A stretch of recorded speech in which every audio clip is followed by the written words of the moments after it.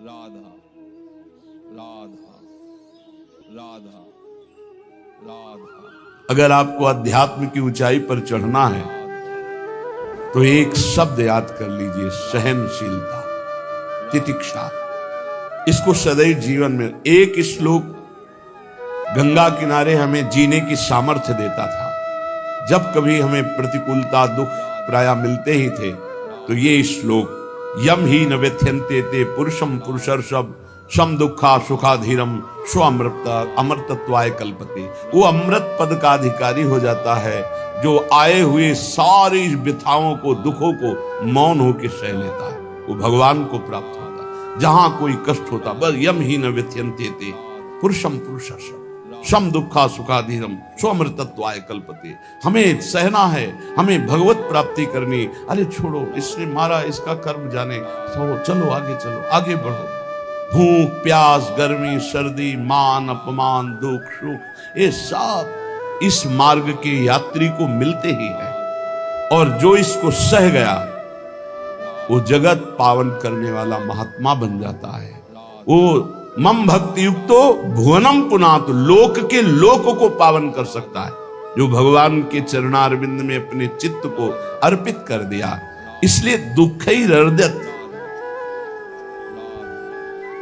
चाहे जितना दुख पड़े प्यारे, किसी से मत, किसी से मत, चुपचाप मौन होके सह जाओ। तुम्हारा स्वामी विधान करके तुम्हें दुख भेजा है तो बहुत बड़ा उसमें कोई सुख है। वो मंगल भवन है, तुम्हारा मंगल होने नहीं दे सकता। दिखाई दे सकता है कि अब अमंगल हो गया हमारा, अमुक अमुक अमुक, कुछ नहीं। धैर्य पूर्वक अपने मार्ग में सीधे चलते रहो। उसका विधान आया है, वो दुखद हो या सुखद, सुखद है तो हर्षित मत हो, दुखद है तो शोकित मत हो, आगे बढ़ो। देखो ये अध्यात्म है। ये कमर कस लो कि इस जन्म में मुझे इस भव समुद्र से पार होना ही है। ये जो कमजोर दिल के होते हैं ना, अनुकूलता जहां मिली तो बोले जब से हमने भक्ति शुरू की सब काम चकाचक बन रहे। ये भक्ति का फल नहीं है, भूल मत करना। ये तुम्हारे सुकृत चल रहे हैं इसलिए है। और जिस दिन दुष्कृत का फल आएगा उस दिन भक्ति करते हुए भी कदम रखना मुश्किल हो जाएगा। पग पग पर तुम्हें दुख मिलेगा। इस सिद्धांत को समझ लीजिए तो कभी आप निराश नहीं होंगे, शूरवीर होकर आगे बढ़ते रहेंगे। जो हमारी भक्ति ये नई फसल है और इस फसल की जो आनंद वृत्ति है वो भगवदानंद है, ज्ञानानंद है, अखंडानंद है, प्रेमानंद है। वो ये भोगानंद नहीं है, विषयानंद नहीं कि भगवान की बड़ी कृपा जो चाहो भोग मिल गए। ये सुकृतों के फल है। ये सुकृत और दुष्कृत दोनों को यही नष्ट कर दो और निकल चलो भगवान की परम धाम में, जहां नित्य सेवा सुख का आनंद सहचर्या ले रही है। श्रीपाद कह रहे, संतर्जयस ताड़यन, कोई मुझे बहुत डांटे, भर्त्सना करे और ताड़यन, पिटाई भी कर दे, मुझे कुछ कभी शिकायत नहीं करनी प्रभु से। देख रहे हैं ना, वो उन्होंने विधान किया है ना कि इसको पीटो, तो हम चुपचाप पीट लेंगे, किसी से नहीं कहना। रहीमन मन की मन व्यथा रखिए मन में गोए, सुनिठ ले हैं लोग सब बांटने। इसीलिए असंगो हम, असंग किससे कहें अपने दुख सुख की बात। अपना दिल तो दिलवर को दे दिया, जो बीते सो दिल तो उनके पास है, वो तो जाने दुख सुख की बात, हम क्या जाने। हम तो बस आपके हैं। मौन, अपने विषय में न सुख की बात करे न दुख की। मौन बात करे तो प्रभु की करे, नहीं तो मौन मान लीजिए। अगर ये मौन आप धारण कर लेंगे तो निकल जाएंगे माया से, नहीं तो किसी की निंदा कर देंगे, किसी का ऐसा कटु वचन बोल देंगे, परुख वचन बोल देंगे, भजन छीण हो जाएगा, भजन करने की वृत्ति नष्ट हो जाएगी। सैकड़ों लोगों के प्रश्न है कि पहले भजन अच्छा होता था अब नहीं होता। उसमें दो बातें होती है, एक तो भजन की ऐसी भूख बढ़ गई है कि अब उतने भजन से नहीं और भजन होना चाहिए। ये उत्तम महापुरुषों की कृपा पात्र भक्तों की वृत्ति होती है। और एक होता है कि आपसे वैष्णव अपराध बन गया, कुसंग हो गया, इस कारण से ऐसा। अगर आपके हृदय में कोई दोष वृत्ति नहीं हो, फिर भजन में ऐसा लगता है कि मेरे से बहुत कम भजन होता है, वैसा भजन नहीं होता जैसा होना। ऐसा बड़े बड़े महापुरुषों को भी अनुभव होता है। ये कोई निंदनीय बात नहीं है, वंदनीय बात है। पर वास्तविक यदि भजन नहीं हो रहा है, वास्तविक यदि आपका रुक गया है आनंद, तो आप ढूंढ लीजिए। आपका भोजन गलत है, आपका संग गलत है, आपने कोई वैष्णव निंदा की है, बस यही कारण है। यही खोज लेना, यही सुधार कर लेना। किसी से क्षमा याचना की जरूरत नहीं। अंदर देखो और आचार्य गुरु से प्रार्थना करो, सब ठीक हो जाएगा। बड़े कृपालु हैं। जिन्होंने अपराधी मुझ जैसे को घसीटा तो अब अपराध बन जाएगा तो थोड़ी छोड़ देंगे वो। विश्वास कीजिए, उन्हीं से प्रार्थना कीजिए, नाथ यदि आपको अपराध मोचन कराना है तो भेज दीजिए मुझे, उसके पास या उसको बुला दीजिए, मैं पैर पकड़ लूं, हाथ जोड़ लूं यदि अपराध बन गया। और यदि आप चाहें तो आप क्षमा कर दें, आगे से सावधान रहेंगे। बड़े कृपालु हैं प्रभु, क्षमा कर देते हैं। भजन की वृत्ति को रुकना, ये सहन मत कीजिए। समय नहीं है कि आज नहीं तो कल भजन चल पड़ेगा, नहीं, तुरंत वाचिक में आ जाइए, तुरंत वाणियों का गायन कीजिए, नाम कीर्तन कीजिए, ढूंढिए अपराध क्या बना जो आंतरिक हमारा भजन रुक गया, और प्रभु से प्रार्थना करके उसको चलवाइए। वो बड़े कृपालु है, क्षमा कर देंगे। अगर आपने प्रगट में किसी का अपराध किया और वो उपस्थित हो तो जाओ, उनके चरण पकड़ो, उनसे प्रार्थना करो। भजन का रुकना सहन मत करो। बहुत कठिन है भजन करके भगवत प्राप्ति करना। वो हमारे अंदर सरलता पूर्वक भजन चल रहा है, उसको बचाओ। किसी की निंदा मत करना, किसी की अवहेलना मत करना। तुम्हारी कोई निंदा करे, तुम्हारी अवहेलना करे, सह जाना कह रहे हैं। इसमें क्या है? संतर्जय ताड़यन बंधनन, यदि वो कहीं मुझे बांध दें, मैं बंधना में स्वीकार कर लूंगा।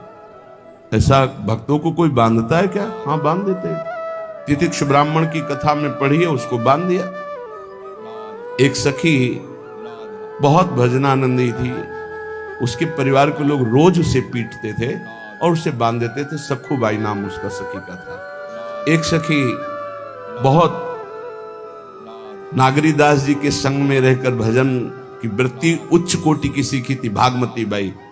उनके पति ही उनके ऊपर सैया लगाकर नई नवीन रानी के साथ बैठते हुए सब पिटाई करते, इतना कष्ट देते, पर वो उच्च कोटि की ऐसी महान भक्ता, परम सिद्ध बरसाने के जो वास करने वाले अपने नागरीदास जी थे, हरिवंश महाप्रभु के शरणागत, उनके सत्संग से ऐसी उच्च कोटि की दशा प्राप्त हुई, उसे कोई फर्क नहीं पड़ा।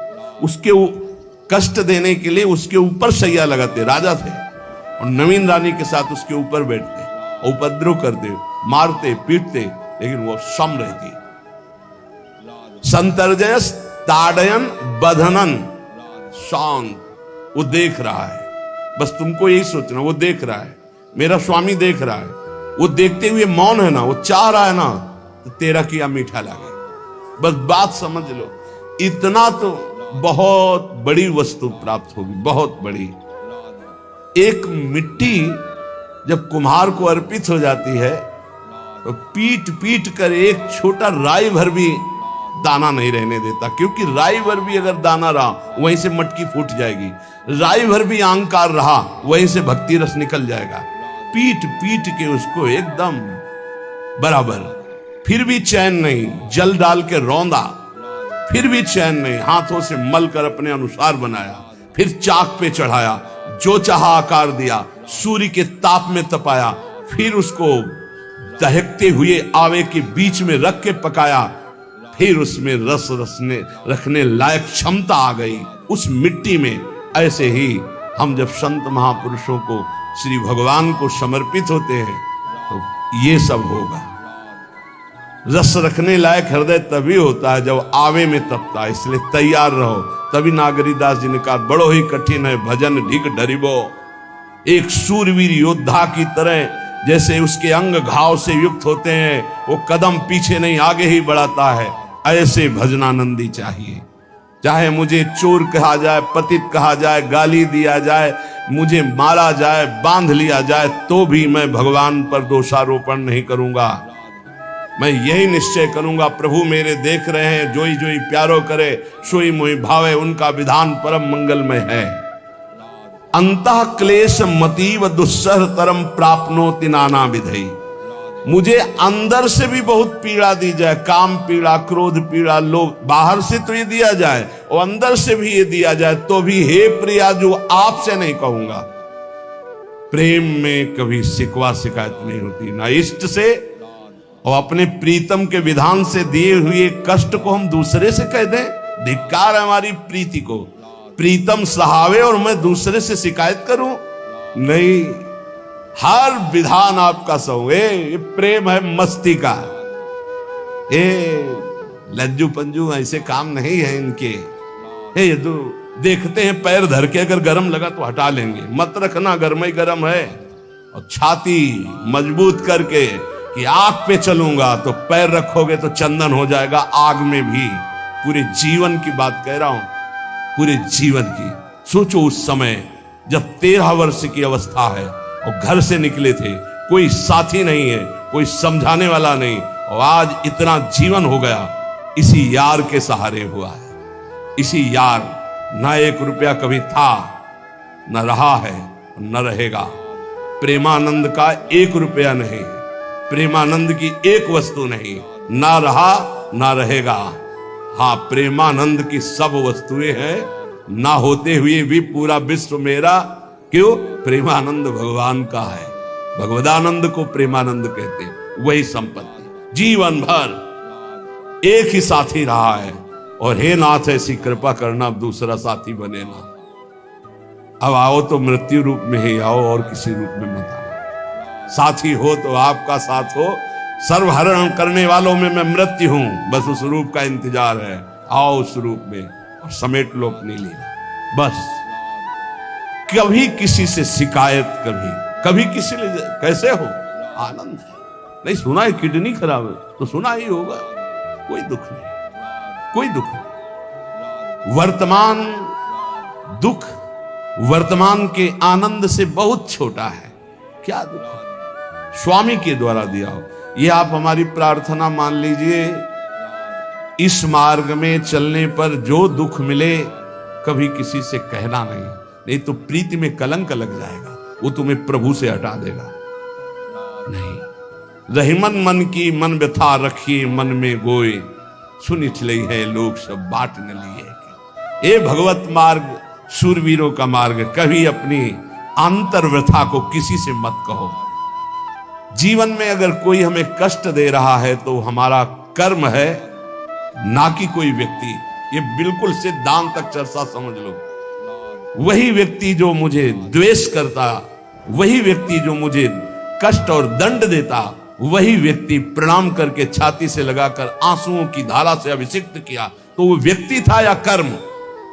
जब कर्म भोग हो गया तो वही हृदय से लगा के अश्रुधारा से क्षमा कीजिए, बहुत ऐसा नहीं, आप तो बड़ी कृपा की। व्यक्ति कभी कष्ट नहीं देता, मेरा कर्म उसके ऊपर सवार होकर मुझे दंड देता। इसलिए मैं किससे कहूं? अपनी जबान से दांत कट जाए तो किससे कहूं? ये जो दांत, इससे जबान हमारी पीड़ा को किससे कहूं? अपने हाथ से चोट लग जाए किसको कहूं? ऐसे सब आत्मस्वरूप हैं। हमारा कर्म ही उनके ऊपर सवार होकर हमें दंड दे रहा है। इसलिए भाई, श्रीपाद का सिद्धांत जो कह रहे कि अगर भगवत प्रेम प्राप्त करना है तो मुंह बंद। 22 बाजार में कोड़े मारे गए, एक बार भी श्री कृष्ण से नहीं कहा। पूज्य भाई जी महाराज का जीवन कष्ट में, कभी श्री कृष्ण से बाबा नहीं सह पाए। बाबा ने श्री कृष्ण से कहा, श्री कृष्ण चंद्रजू से, ये क्या है, इतना कष्ट क्यों दे रहे हो उनके शरीर को? मुस्कुरा दिए, बोले मैं नहीं दे रहा हूं, ये तुम्हारे कर्म का फल भाई जी भोग रहे। ऐसा? बोले हाँ। सीधे अस्पताल गए, भाई जी से कहा ये आप हमारा प्रारब्ध क्यों भोग रहे हैं? तो कहा आज ये कौन सा खेल रच रहे हो बाबा, क्या बात कर रहे हो? जीव का अपना कर्म भोगना होता है, किसी और का निजीकृत कर्म भोग? तो उनका आप हमको बहका नहीं सकते, हमें परम तत्व से पता चला है कि आप हमारे कर्म। तो हंस दिए भाई जी और बोले देखो हमें कोई फर्क नहीं, आपको फर्क पड़ जाता है। आप चढ़ो, जिस साधना की चढ़ाई पर चढ़ रहे हो चढ़ो। मंगलमय श्री कृष्ण तुम्हारी यात्रा को पूर्ण करें। हम तो अस्पताल में पड़े पड़े प्रिया प्रीतम के साथ खेल रहे हैं, कोई फर्क नहीं पड़ रहा। बड़े महापुरुषों ने अपने कष्ट की तो बात जाने दो, दूसरों के कष्टों को लेकर भोगाए। हम जरा सा कष्ट आ जाए तो बोले हमारी अंदर श्रद्धा थी अब खत्म हो रही क्योंकि कष्ट आने लगा। उसमें भगवान का क्या दोष है? वो तो बड़े कृपालु हैं कि ऐसे पापात्मा होने पर भी मुझे महात्माओं का संग दिया, धाम का वास दे रहे, नाम जपवा रहे हैं। अब हमारे पूर्व प्रारब्ध हमें कष्ट दे रहे हैं, इस समय भी वो हमें दुलार कर रहे हैं। जीव समझता नहीं, केवल दोषारोपण भगवान और भगवत मार्ग पर कर देता है। इसलिए उपासक को अंतः क्लेश मति व दुस्सहतरम, ये जो आप काम क्रोध से जल रहे हो ना, ये तपस्या है, इसका बहुत बड़ा लाभ मिलेगा। और अगर भोग रहे हो ना, गिर रहे हो, पतित हो रहे हो, तो वो सुख नहीं, वो शांति नहीं, वो विश्राम नहीं। और एक बात ध्यान रखना, इस शब्द को याद रखना, ऐसे रहने पर भी हमारे द्वारा जो भी वो हमारे स्वामी ऐसे लेते हैं, जन अवगुण प्रभु मान न काऊ, दीन बंधु अति मृदुल स्वभाव। कल शाम के पूज्य परमहंस राम मंगलदास जी की वाणी का चिंतन हो रहा था। उसमें कह रहे कि जो 30 मिनट भगवान नाम कीर्तन कर लेता, मेरी बात पर विश्वास रखना हो, उसको भगवत प्राप्ति होगी। 24 घंटे में 30 मिनट नाम कीर्तन कर लेता है और अन्य समय विस्मरण रखता है, तो 30 मिनट का नाम कीर्तन उसे भगवत प्राप्ति करा देगा। तुम्हें जो पाठ प्रिय हो, 30 मिनट पाठ कर लोगे, भगवत प्राप्ति होगी। और बहुत पहुंचे हुए महापुरुष जिनके चरणों में अपार श्रद्धा है, आप लोग तो रात दिन लगे, आपको भगवत प्राप्ति नहीं होगी। चूक हो जाएगी तो जन अवगुण प्रभु मान न काऊ, दीन बंधु अति मृदुल स्वभाव। अग्नि की ज्वाला के समीप रुई का पहाड़ कितनी देर टिकेगा? कितनी देर टिकेगा? उसके ताप में झुलस जाएगा। ये अग्नि की ज्वाला है भगवान नाम कीर्तन, भगवत यश गुणगान। तो जैसे किसी को लगे कि वो नाम जब भी करता है वो रुचि पूर्वक पाप करता है, असंभव। नाम जापक रुचि पूर्वक पाप कर ही नहीं सकता, उसका हृदय जलेगा। पक्का आप जप करके देख लीजिए, आप जप कीजिए नाम, और फिर आपसे पाप जब बनेगा तो आप फिर हालत अपनी देख लीजिएगा, बार बार हृदय जलेगा, नहीं नहीं नहीं। तो एक दिन वो नहीं सिद्ध हो जाएगा और आप निर्विकार हो जाएंगे। इसलिए अंतः क्लेश, अगर बुद्धि मति वो अति अंदर क्लेश आ रहा है, कभी काम आ रहा है, कभी क्रोध आ रहा है, कभी लोभ आ रहा है, कभी मोह आ रहा है, ये आता रहेगा जब तक भगवत साक्षात्कार नहीं होगा। ऐसा मत समझो कि 2-4 महीने जप करेंगे तो हम सिद्ध हो जाएंगे, ये आता रहेगा। ये बहुत भागवतिक शक्ति से संपन्न है विकार, कोई साधारण नहीं है कि तुम माला जपोगे वो नहीं आएगा। माला जपते समय ही आएगा वो। ये भागवतिक शक्ति से संपन्न, काम क्रोध लोभ मोह तब त्रिभुवन को परास्त कर रहे हैं। ये भगवान के पावर से शक्तिमान है। तुम्हारा अहंकार जब गलित हो जाएगा तो इनका आना ही बंद हो जाएगा। जब तक अहंकार रहेगा तब तक ये आते रहेंगे। तो जो तुम्हारे अंदर जलन हो रही, मत कहो किसी से, सह जाओ, यही तपस्या हो जाएगी, यही भगवान की प्राप्ति का हेतु हो जाएगा।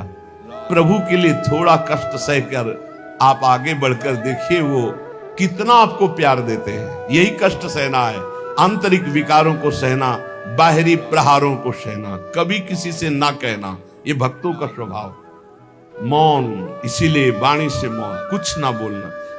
हमें विवेक के द्वारा बुद्धि पर शासन करके, बुद्धि को बलवान बनाकर, मन को जो ज्ञानेंद्रियों के साथ विषयों में विचरण करते हुए हमें महान अशांति, दुख, क्लेश, बंधन, जन्म, मृत्यु, अपयश, ये जो भोगना पड़ रहा है,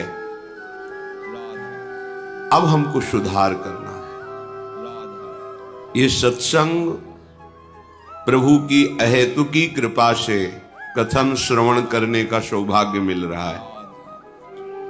यदि हम अपने आचरण में सत्संग को ना उतार पाए तो व्यर्थ तो नहीं जाएगा, पर वो लाभ भी नहीं मिल पाएगा जो लाभ मिलना चाहिए।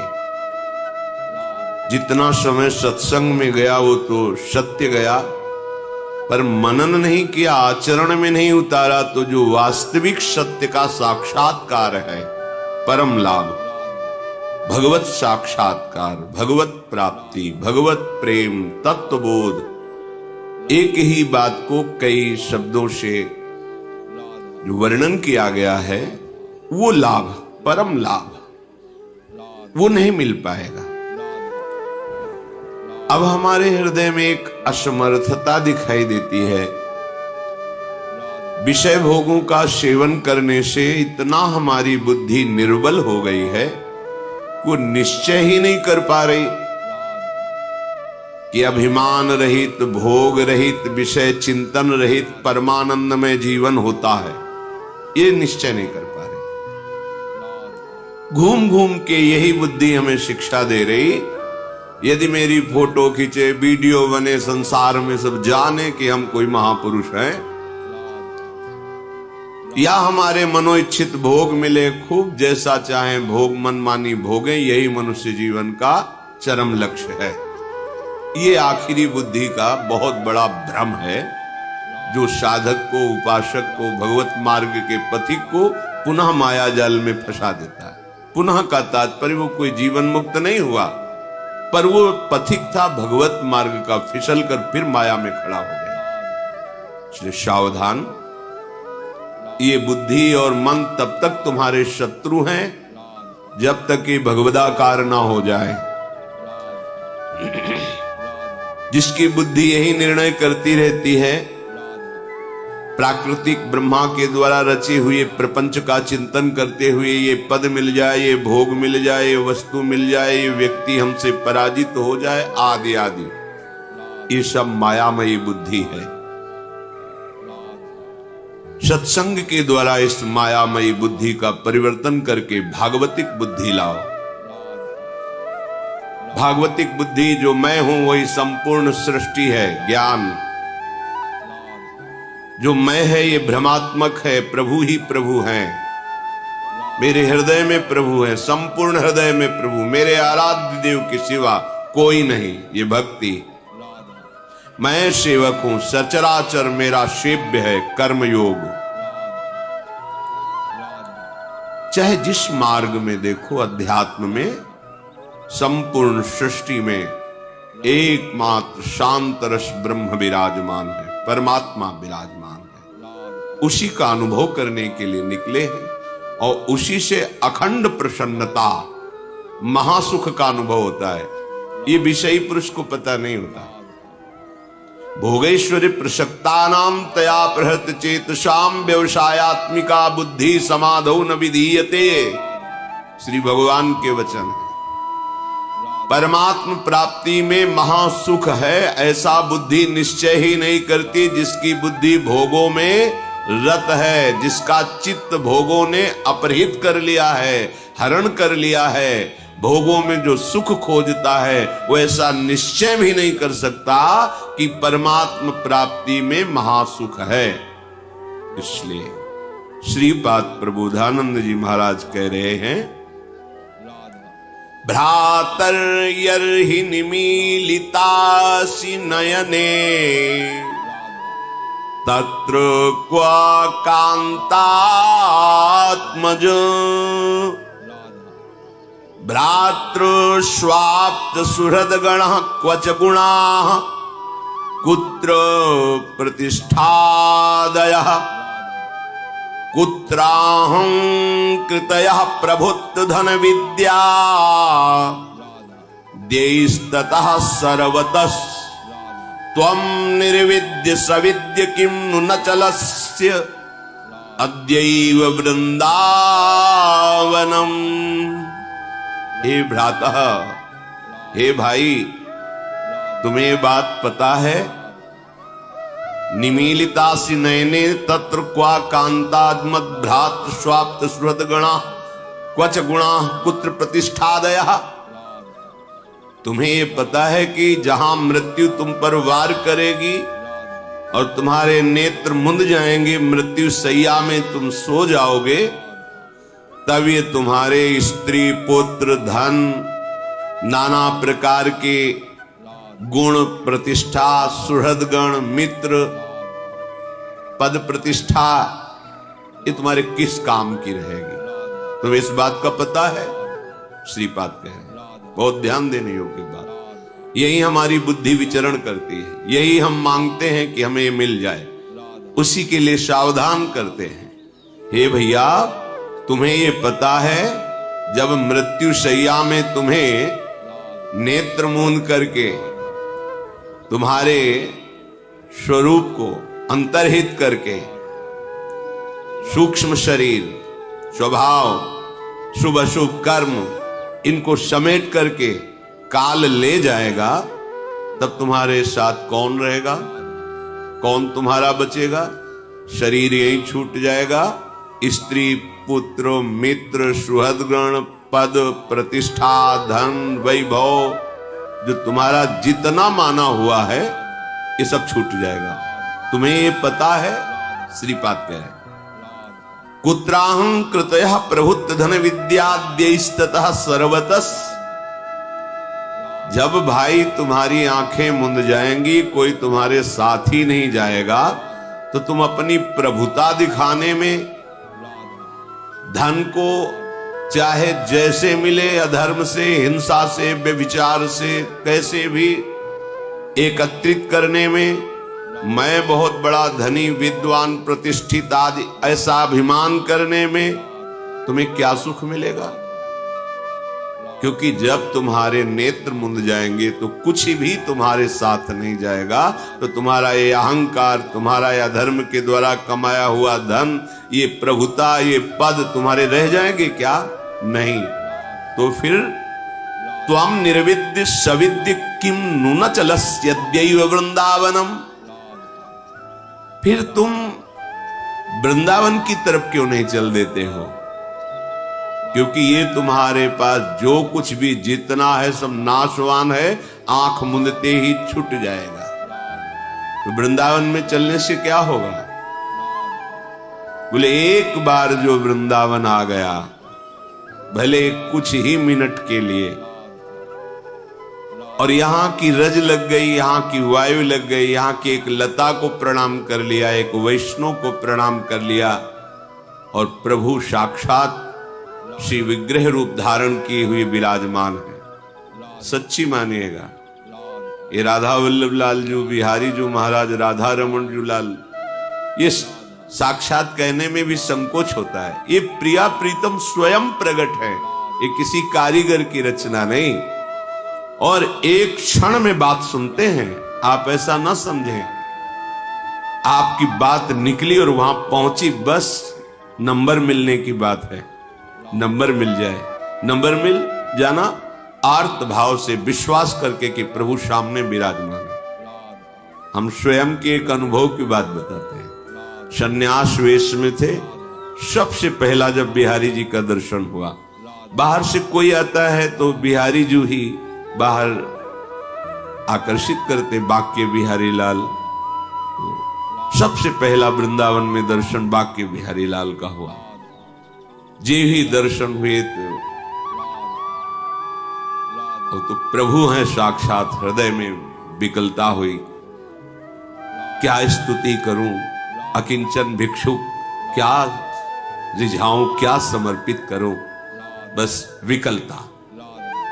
दौड़ करके चढ़ गए और समीप से दर्शन किए तो देखा किसी को माला मिल रहा है, किसी को भोग प्रसाद मिल रहा है। तो आंख में आंख मिलाई और कहा, महाराज अगर इतना किनका मिल जाता तो हृदय में तृप्ति का अनुभव होता, आपकी जूठन मिल जाती है। ऐसे मन है, अब इसके लिए नहीं ललचाएगा तो और किसके लिए ललचाएगा? स्वामी सामने है और प्रसाद मिल ही रहा है सबको।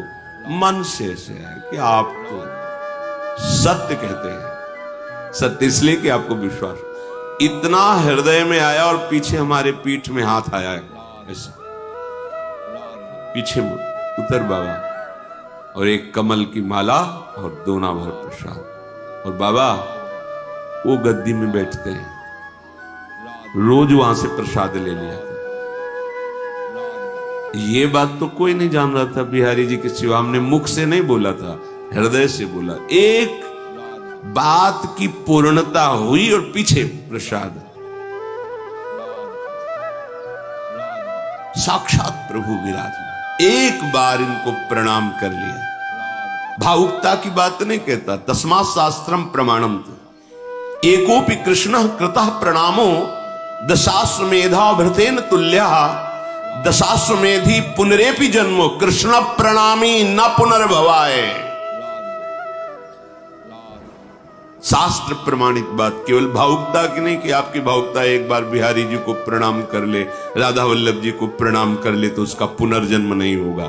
ये भावुकता की बात नहीं, शास्त्र प्रमाणित। एक बार हमारे प्राण प्रीतम श्री कृष्ण को कोई प्रणाम कर दे, साष्टांग पंचांग, एकोपि कृष्ण कृतः प्रणामो तो दशाश्वमेधा व्रतेन तुल्य, 10 अश्वमेध यज्ञ के अवभृत स्नान का उसको फल प्राप्त होता है।